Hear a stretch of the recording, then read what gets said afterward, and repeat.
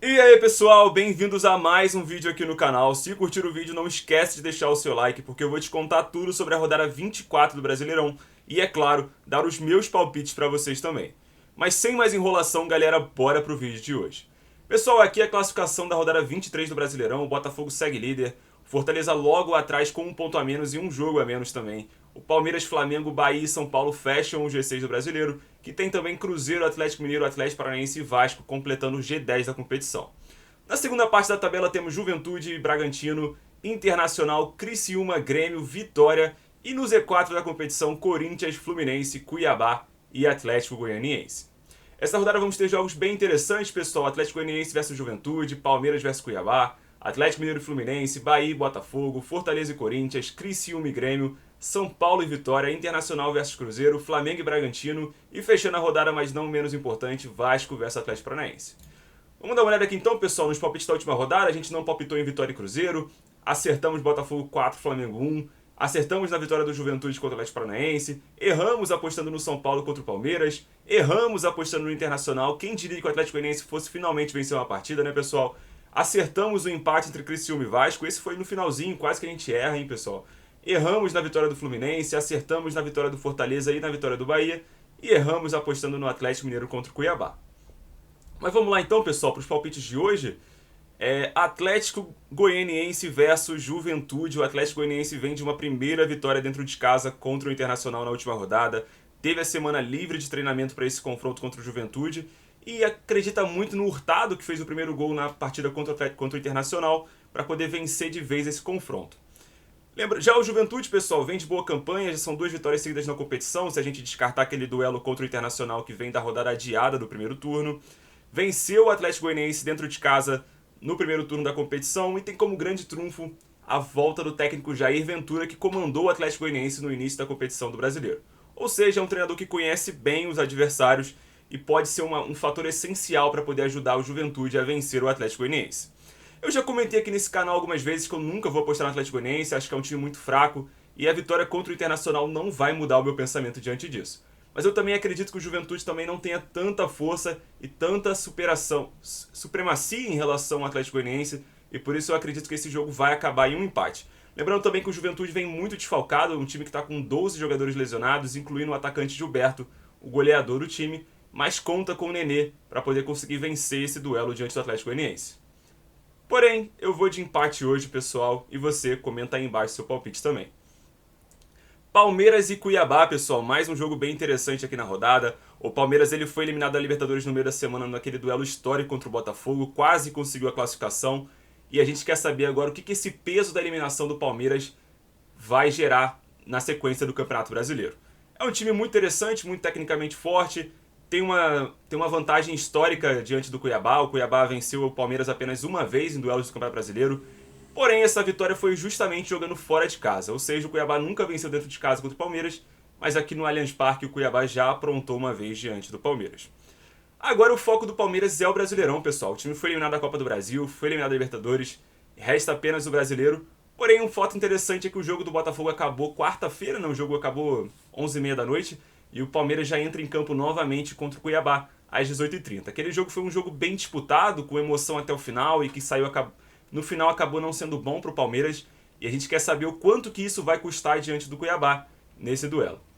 Porém, o Cuiabá também, pessoal, não vem de grande fase, é um time que vem fazendo uma competição bem fraca, principalmente nesse segundo turno, e vem bem desfalcado. Os jogadores principais do sistema defensivo do Cuiabá não vão estar à disposição do treinador Petit, e por isso eu acredito que o Palmeiras vai conseguir vencer. Não vai ser aquele duelo, nossa, que jogo bonito de se ver, mas eu acredito que um chuveirinho, uma bolinha na área ali, 2-0 Palmeiras. Palmeiras consegue pontuar e vencer diante do Cuiabá. Atlético Mineiro e Fluminense, pessoal, duelo esse que vai se repetir na Libertadores, né? Ambos os times se classificaram no meio de semana. O Galo bateu o São Lourenço por 1-0 dentro de casa. O Fluminense conseguiu a vitória nos pênaltis diante do Grêmio, depois de vencer o primeiro no tempo normal por 2-1. E vai ser um jogo bem interessante. Um ponto de destacar aqui do Atlético Mineiro é que o time perdeu o Zarate, provavelmente não vai jogar mais na temporada. Era um jogador titular e importantíssimo. Porém, o Atlético Mineiro tem Gustavo Scarpa, é um jogador que pode sim fazer gol, fazer a diferença. Já jogou pelo Fluminense, então se você acredita na lei do ex, pode ser um fator importante. Mas o Fluminense também não fica atrás disso. O Fluminense tem Keno e Guga à disposição, 2 jogadores que fizeram história no Atlético Mineiro e que podem sim ajudar o Fluminense a conseguir uma vitória diante do Galo.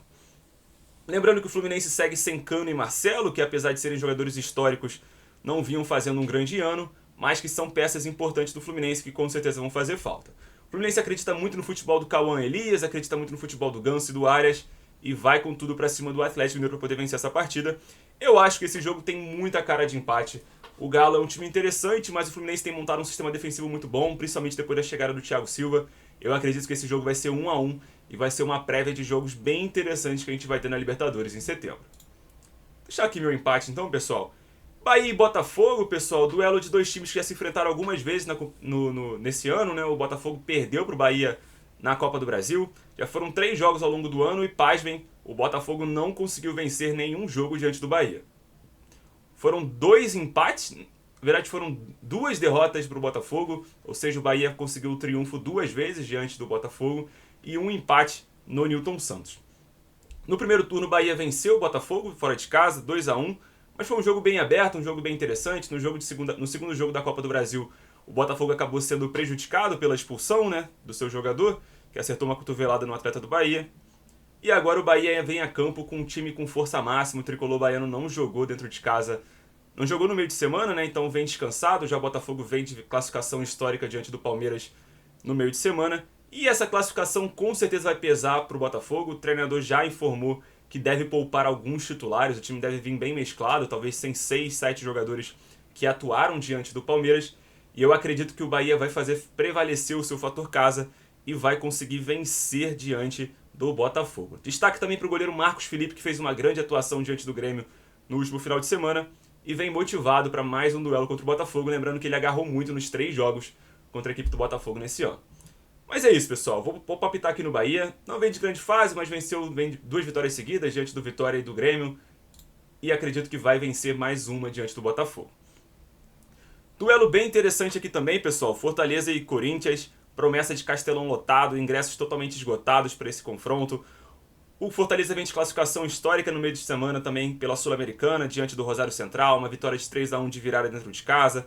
Já são 8 vitórias seguidas jogando no Castelão. E não perde há mais de 20 jogos, o que faz com que o Fortaleza seja o melhor time mandante do Brasileirão. Por outro lado, o Corinthians é o pior visitante, pessoal. Isso mesmo que você ouviu, pessoal. O Corinthians, que vem de fase péssima no Brasileirão, se eu não me engano é o 17º colocado, vamos dar uma olhada aqui, ó. 17º colocado, apenas 4 pontos nos últimos 15 disputados. É o pior mandante da competição, é o pior visitante da competição, e por isso eu acredito que o Fortaleza vai simplesmente destruir o Corinthians nessa partida.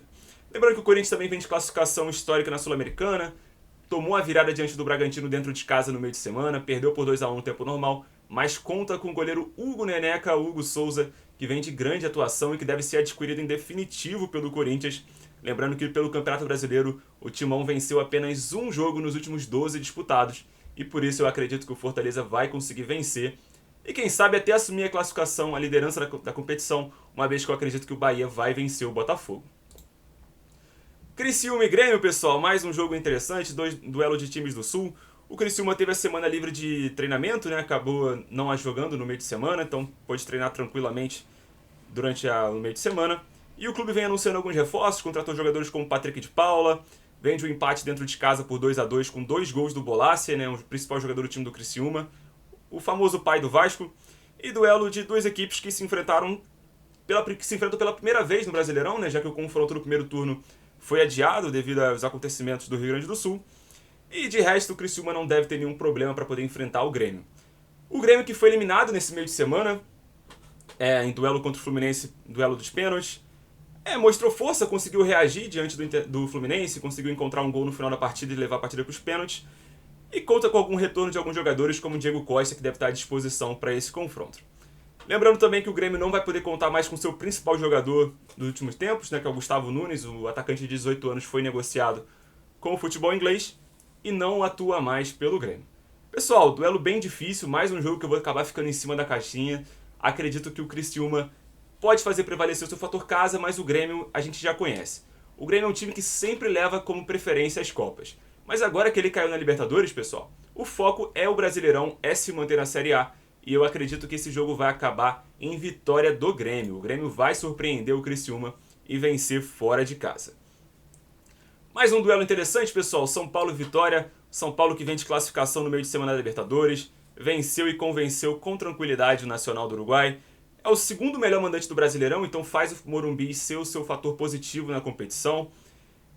E a sua casa, o seu 12º jogador. Jogou na quinta, né? Então teve um jogo cansativo, mas o Nacional também não mostrou grandes dificuldades para o São Paulo. Então não foi aquele jogo tão intenso igual um Palmeiras e Botafogo. E agora joga no domingo contra o Vitória, não tem desfalques. Conta com o seu jogador para poder vencer esse time do Vitória. Tem no Marcos Antônio um grande nome do meio de campo para poder comandar esse time. E para mim é o franco favorito para esse duelo contra o Vitória. O Vitória, apesar de ter tido a semana descansada, pessoal, não jogou no meio de semana. Vem de 2 vitórias em 11 jogos fora de casa pelo Brasileirão. É um dos piores visitantes. Teve algum surto de catapora durante a semana, então alguns jogadores não puderam treinar, alguns jogadores estão fora dessa partida devido a esse acontecimento, mas nada que atrapalhe a estrutura titular do time do Vitória. Eu acredito que o São Paulo vai conseguir vencer, vai conseguir fazer prevalecer o seu fator casa. O Morumbi tem sido um 12º jogador, a torcida tem comprado a vontade do time de jogar dentro de casa, tem vencido.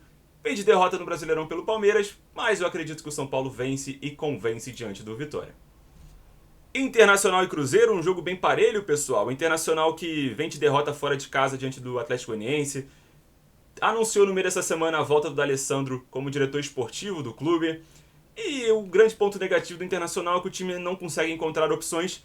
Continua insistindo na dupla Borré e Valência, que ainda não conseguiu se mostrar dentro de campo pelo Internacional, principalmente jogando juntos. O Valência também tem tido um histórico bem negativo de perda de pênaltis.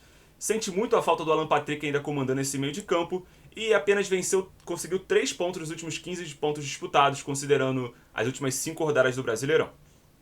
Vive um drama e é o 3º pior mandante da competição, para você ver como a situação está bem ruim para o Internacional. Já o Cruzeiro conseguiu uma classificação muito boa diante do Boca Juniors no meio de semana, conseguiu a classificação por pênalti, vencendo por 2-1 no tempo normal. Teve como ponto negativo o frango do goleiro Cássio, né, que acabou falhando nesse confronto. Porém, já fez grandes jogos, como também aquele jogo contra o Botafogo no Newton Santos. Resultados recentes não foram tão bons no Brasileirão, né? O Cruzeiro vem aqui na 7ª colocação, apenas 2 pontos nos últimos 9 disputados. Mas eu acredito que esse jogo vai ser um jogo bem parelho, tá, pessoal? O Internacional é um time bem ruinzinho. Eu acredito que o Cruzeiro pode sim conseguir vencer esse duelo fora de casa. E por isso eu vou apostar no Cruzeiro. E eu acredito que o técnico Roger Machado logo cai no Internacional. Você acha que o Roger cai? Comenta aí embaixo, hein, pessoal. Flamengo e Bragantino, duelo bem interessante também. O Flamengo conseguiu uma classificação histórica diante do Bolívar fora de casa. Perdeu por 1-0, mas como havia vencido no primeiro jogo por 2-0, continua se classificando para as quartas de final. E tem como ponto grande destaque negativo a ausência do técnico Tite, né, que teve um problema de saúde na volta para casa do Rio de Janeiro e acabou tendo que ficar no hospital hospitalizado, e por isso o Flamengo não vai ser comandado pelo seu treinador nesse duelo. O Bragantino ele tem um histórico muito positivo diante do Flamengo, talvez seja um dos poucos times que venceu mais o rubro-negro carioca do que perdeu. É conhecido também como um time que dá muita dificuldade para o Flamengo, principalmente jogos do Maracanã. Quem não se lembra daquele confronto histórico que o Claudinho fez acontecer diante do Flamengo no Maracanã. O time foi eliminado no meio de semana pelo Corinthians na Sul-Americana, mas vem fazendo uma campanha muito ruim no Brasileirão. Eu acredito que o Flamengo, mesmo com os desfalques, já tem um time suficientemente positivo para poder vencer o Bragantino. Lembrando também que o Flamengo vai ter a possível estreia do Michael, já vai estar à disposição. Como o time tem tido alguns problemas físicos nas pontas, com certeza o Michael deve entrar pelo menos alguns 30 minutinhos e incendiar essa partida contra o Bragantino. Lembrando que ele foi um jogador muito importante nos últimos anos pelo Flamengo, antes de ser negociado com o futebol saudita. Eu vou apostar então no Flamengo, pessoal. Acho que o Flamengo vai conseguir vencer esse confronto, mas sempre é um jogo muito difícil diante do Bragantino. Porém, eu vou de Flamengo nesse duelo.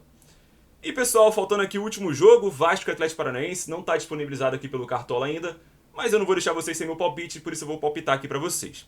O Vasco ele conta com a volta do Verratti, o jogador que estava lesionado vai poder voltar a atuar pelo Vasco da Gama, e vive uma reta final agora para poder decidir se o Coutinho vai voltar ou não para esse duelo esse que vai ser em São Januário.